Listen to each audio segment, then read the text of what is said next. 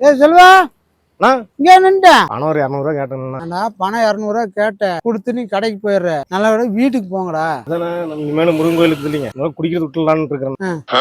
வேண்டாம், இந்த பூஜை சாமான்லாம் வாங்கணும். ஒரு 300 கிடைக்குமா? இனிமேல் சத்தியமா குடிக்க மாட்டேன். ஒரு வாய்ப்பு கொடுங்க, என்னை நம்பனே. கோயிலுக்கு போறங்காட்டி தான் பணம் தரேன். சரிண்ணா. என்ன அப்புன்னு நம்பிக்கை இல்ல, கோயில் இங்க நிக்கங்காட்டி தான் தரேன். கோயிலுக்கு போயிட்டு நல்லபடியா வேலைக்கு வந்து நல்ல புத்தி கொடுன்னு வேண்டிட்டு வந்து வேலை செய்யும். ஏன்னா இப்படி பண்றேன்? கோயிலுக்கு முன்னாடி எதுவும் பண்ணுவானா சொல்லுண்ணா? கோயிலுக்கு பேர் சொல்லி காசு வாங்கிட்டு போறேன், ஏமாத்துவீங்களா? சரி தம்பி, நான் சரி கிளம்புறேன். சரி. காலை வந்துரு. சரிங்கண்ணா. ஐயோ போயிட்டாரா, முடிச்சிடலாம். ஓ பார் வந்துருச்சு, ஒரு கோட்டை சாத்திர வேண்டியது. அவங்க மேல வரேன்னு சரி வெயிட் பண்ணுவா.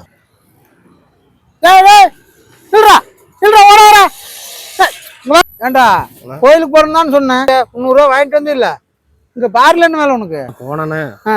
ஒரு நாளைக்கு மட்டும் அடிச்சுக்கலாம். திருந்தவே மாட்டீங்க, இந்த பணத்தை கொண்டா. ஆனா சரியா எங்க 300 ரூபா கொடுத்து 100 ரூபா இருக்குது. ஆட்டோல வந்து இறங்கணும். ஏண்டா அவ்வளவு அவசரமா ஆட்டோல வந்து குடிக்க தோணுதா?